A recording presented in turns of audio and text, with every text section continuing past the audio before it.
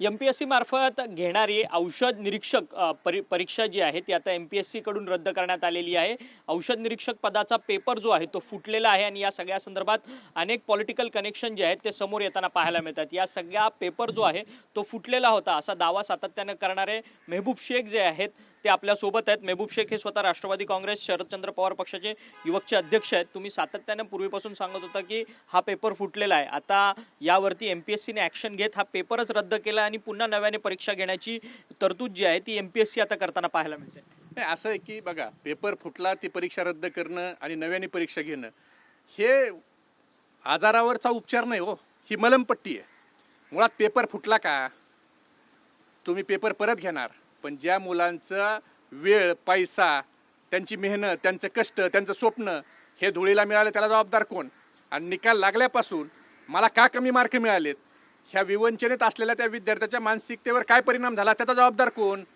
त्यांच्या पालकांच्यावर आपल्या पाल्याबद्दल गैरविश्वास निर्माण झाला की आपण ह्याला पुण्याला पाठवलं, आपण इकडे व्याजाने पैसे काढतोय, आपण शेतीत कष्ट करतोय आणि मुलाला शिकायला पाठवलं आणि मुलांनी काहीच मार्क घेतले नाही। ह्या जो गैरविश्वास पालकाचा आपल्या मुलाच्या बद्दल झाला त्याचं सरकार काय करणार आहे? परीक्षा परत घेणं हा काय याच्यावरचा उपाय नाही। मुळात एमपीएससी ही फार महत्त्वाची संस्था आहे आणि त्या संस्थेवरचा विश्वास कमी होणं हे महाराष्ट्राच्या हिताचं नाही। त्यामुळे नुसता पेपर तर रद्द केला ती चांगली गोष्ट आहे, पण याच्या मुळापर्यंत गेलं पाहिजे। अगोदर एमपीएससीचा अध्यक्ष आणि सचिव ह्यांना पदावरून बाजूला काढलं पाहिजे, कारण हा पेपर हे जे आता पकडलेत किंवा ज्यांच्यावर कारवाई होती ना हे खाली गिराईक दलाल हे असे लोक आहेत, पण याचा मेन होलसेल जो डिस्ट्रीब्युटर आहे तो एमपीएससीत बसलेला आहे। जोपर्यंत त्याच्यापर्यंत जाणार नाही तोपर्यंत इथून पुढं पेपर फोडायचं कोणाचं धाडच झालं नाही पाहिजे, अशी कारवाई असली पाहिजे। आणि मुळात हा कारवाईला एवढा उशीर का होतोय?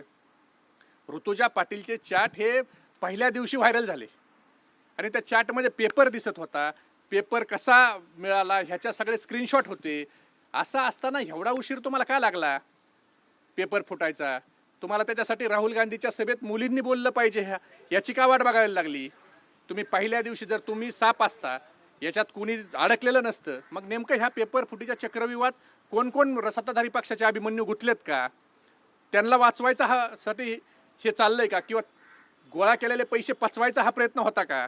हे अनेक प्रश्न आहेत। शेवटी याच्यात राजकारण थोडं बाजूला ठेवू, कोण कोणत्या पक्षाचा आहे हा बाजूला ठेवू, पण ह्या महाराष्ट्राच्या विद्यार्थ्याचं जर एमपीएससी वरचा विश्वास उडाला तर येणाऱ्या कित्येक पिढ्याचं काय होणार, त्यांचं भविष्याचं काय होणार, हा सगळ्यात मोठा प्रश्न आहे हो। परंतु तुम्ही थेट नाव कोणाचं घेत नाहीये, तुम्ही अभिमन्यू असा उल्लेख करताय, परंतु हे अभिमन्यू नक्की कोण आहेत? हे अभिमन्यू असं आहे की ज्या वेळेला गाडवेला पकडलं जातं, गाडवे कोणत्या पक्षाचा आहे, कुणाशी संलग्न आहे, त्याच्याकडेच पेपर कसा आला, त्याच्याच मिसेसला मार्क कशी मिळाले? त्या गाडवेचा मला पण फोन आला होता ना माझ्या मित्राच्या मार्फत। त्याने काय काय चर्चा झाली गाडवेंची तुमची? त्याने मला सांगितलं की तुम्ही मुख्यमंत्र्याच्या सोबत माझ्या बायकोचा फोटो ट्विट केलाय, ती फार टेन्शनमध्ये आहे, तुम्ही ते ट्विट डिलीट करा, हे सगळं चुकीचं आहे। मी म्हणलं ट्विट मला डिलीट करता येणार नाही, तुमच्याकडे काय पुरावे असतील तुम्ही ते सादर करा। मला ज्या शंका आहेत किंवा महाराष्ट्रातल्या तमाम विद्यार्थ्याला ज्या शंका आहेत त्या मांडल्यात। तुमचा जर त्याच्यात काही रोल नसेल तर तुम्हाला घाबरायची काही गरज नाही, शेवटी कर नाही त्याला डर कशाला? आणि ज्या मित्राच्या मार्फत त्यांनी फोन केला, मी त्या मित्राला नंतर सांगितलं की बॉस हा इतका घाबरलाय म्हणजे दाल में कुछ काला आहे, आणि त्या गाडवेकडेच कसा पेपर येतो? या गाडवेचे कोणासोबत कनेक्शन आहेत? मग सरळ आहे ना, अभिमन्यू पवारांच्या सोबत कनेक्शन आहेत, पुण्याच्या महापौरांच्या सोबत त्याचे संबंध आहेत, त्यांचं तो जवळून काम पाहतो, हे सगळ्या महाराष्ट्राला जगजाहीर आहे। यांचा देखील खरं तर तपास झाला पाहिजे, यांची देखील चौकशी झाली पाहिजे। अभिमन्यू पवार पुण्याच्या महापौरांची सगळ्यांची त्यांची चौकशी झालीच पाहिजे ना, त्यांच्याशी संबंधित माणूस आहे। जर एखादा आरोपी तुमच्या एवढ्या जवळचा संबंधित असेल, नुसता फोटोवरून आम्ही बोलत नाही, तो तुमचं कामकाज बघतोय, तो तुमच्या सोबत आहे, आणि त्यालाच पेपर कसा मिळतो? मग एमपीएससीचा अध्यक्ष आणि सचिव कुणी बसवलाय? कुणाचे ते मित्र आहेत? एमपीएससीचे अध्यक्ष सचिव कुणी बसवले? मग गाडवेकडे पेपर कसा आला? हे सगळं कनेक्टिंग आहे, ही सगळी कनेक्टिंग, हे लिंक आहे ना, ही सगळी कनेक्टिंग आहे। त्यामुळे हे महाराष्ट्रातल्या सगळ्याला माहिती आहे तो कुणाचं काम बघत होता, काय होत होता, त्याच्याकडेच पेपर कसा आला। मग राहुल गांधीच यायला का वाट बघावं लागली तुम्हाला कारवाई करायला? राहुल गांधींच्या सभेतच बोलल्यावर का तुम्हाला? त्याच्या अगोदर आम्ही अनेक वेळा घसाकोरडा पडला ना वरडून, अनेक विद्यार्थी बोलत होते, विद्यार्थी तक्रार करत होते, त्यांना धमक्या जायच्या तक्रार करणाऱ्या विद्यार्थ्यांना। मग शेवटी कसं आहे, माणूस हा कधी एवढी डेअरिंग करतो? त्यावेळेला त्याच्या डोक्यावर कुणाचा तरी मोठ्या माणसाचा हात असतो. त्यावेळेला त्याच्या अंगात ही मस्ती येते ना. ही मस्ती सत्तेची मस्ती, हा माज सत्तेचा माज आहे. विद्यार्थ्याच्या भविष्यासोबत खेळणं हा माज आणि मस्ती हे सत्तेची आहे.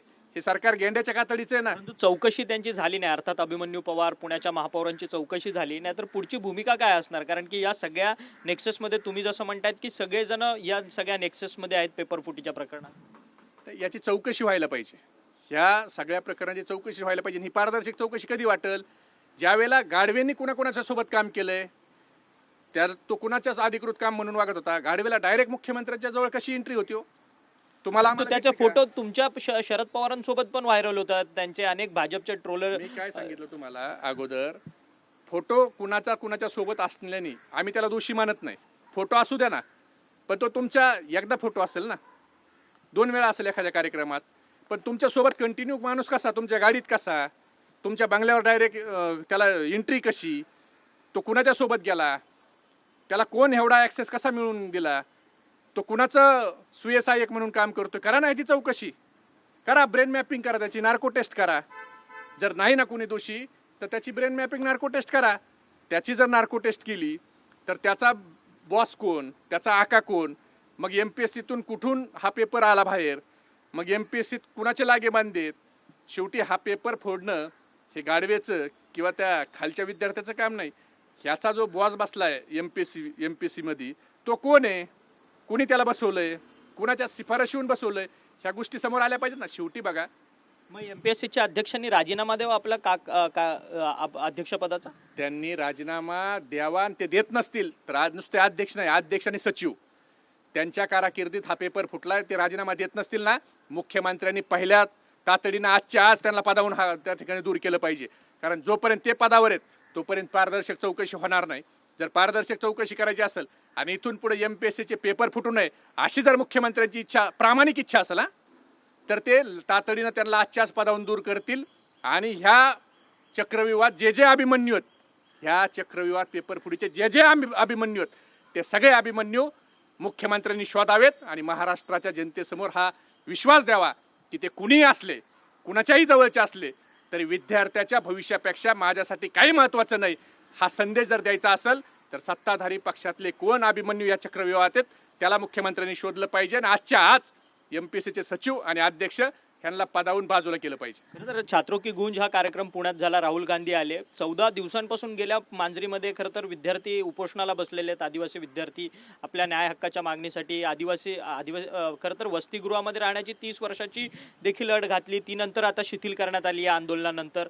सातत्यानं पेपर फुटीचे प्रकरण होतात. त्यात एमपीएससीच्या औषध निरीक्षकाचा पेपर फुटला तर दुसरीकडे एमएमआरडीएच्या अभियंता पदाचा पेपर फुटला गेला असा देखील दावा तुमच्या मार्फत करण्यात आला.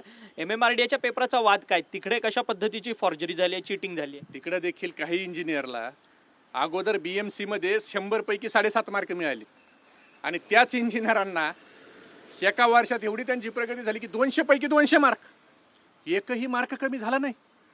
7.5 मार्क घेणारा विद्यार्थी हा 7.5% घेणारा विद्यार्थी हा 200% घ्यायला लागला.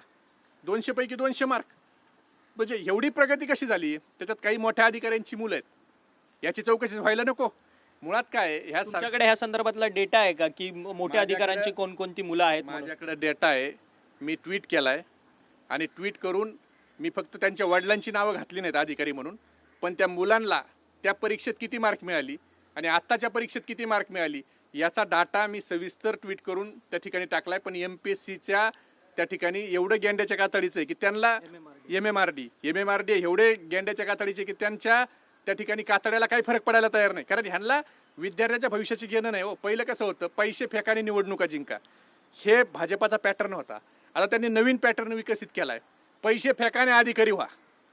तुमच्याकडे 40-50 लाख आहेत ना, रेट ठरले तो पोस्टचे. इंजिनियर व्हायचे 40 लाख द्या, ड्रग इन्स्पेक्टर व्हायचे 50 लाख आहेत का? अभ्यास करायची गरज नाही, कष्ट करायची गरज नाही. तुम्ही हुशार असणं अजिबात क्रायटेरिया या सरकारने ठेवला नाही. तुमच्या खिशात पैसे पाहिजेत, तुम्ही पैसे द्या. मग नीटचा पेपर फुटतोय, मग टीईटीचा पेपर फुटतोय, मग ड्रग्ज इन्स्पेक्टरचा पेपर फुटतोय. आमदार खासदार फुटत होते हो, आता पेपरच फोडायला लागलेत. विद्यार्थ्याच्या भविष्याशी खेळणं बंद करा, आमची विनंती. आणि आता जे आदिवासी मुलं बसलेत आंदोलनाची, का हो, ते आदिवासी मुलं आहेत म्हणून तुम्ही त्यांच्याकडे जाणार नाही, त्यांच्या मागणीची दखल घेणार नाही? मोहम्मद तुगलकी कारभार झाला सरकारचा. म्हणजे तुम्हाला वाटलं त्यावेळेला तुम्ही वय 30 करणार, लोकांचा आक्रोश आला की ते वय काढणार, पण त्याच्यातले जे 5 फायदे आहेत, त्यातले 2च फायदे तुम्ही घ्या. काय फरक पडतो विद्यार्थ्यांनी 5 फायदे घेतले? गरिबाची मुलं आहेत ना, गरिबाची मुलं आहेत, त्यांची गरिबी तुम्ही त्या ठिकाणी पडताळून पहा. पण जो पैसा आहे तो पैसा तुम्हाला हित वाचवायचा आदिवासी आणि सामाजिक न्याय विभागाचा, आणि तो कुणाच्या घशात घालायचा? कॉन्ट्रॅक्टरच्या. तिथून टक्केवारी मिळवायची. म्हणजे हे टक्केवारी मिळवण्यासाठी तुम्हाला विद्यार्थ्याच्या भविष्याचं काहीच कसं वाटत नाही हो. एवढे निर्दयी होऊ नका, युवकांना झुरळ समजू नका. हे झुरळ जे तुम्ही युवकांना समजतायत ना, उद्या सरकार तुमच्या जर चड्डीत हे झुरळ संपले ना, जर शिरले तर तुम्हाला नागडे केल्याशिवाय हे युवक आणि झुरळ राहणार नाहीत. एवढं लक्षात ठेवा. त्यांच्या भविष्याची खेळ बंद करा. खरं तर धन्यवाद, तुम्ही आमच्याशी बातचीत केली. मेहबूब शेख होते राष्ट्रवादी काँग्रेस शरदचंद्र पवार पक्षाचे युवक अध्यक्ष. ते म्हणतात आहेत की खरं तर MPSCच्या अध्यक्षांनी आणि सचिवांनी खरं तर या पेपर फुटीच्या प्रकरणात त्यांनी राजीनामा दिला पाहिजे.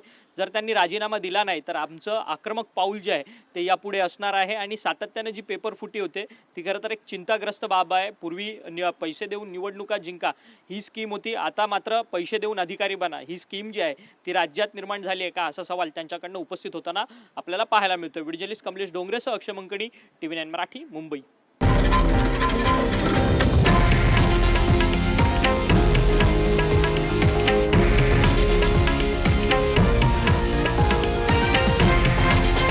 हे आहे देशातील नंबर 1 न्यूज नेटवर्क आणि आपण पाहत आहात TV9 मराठी, एकमेव.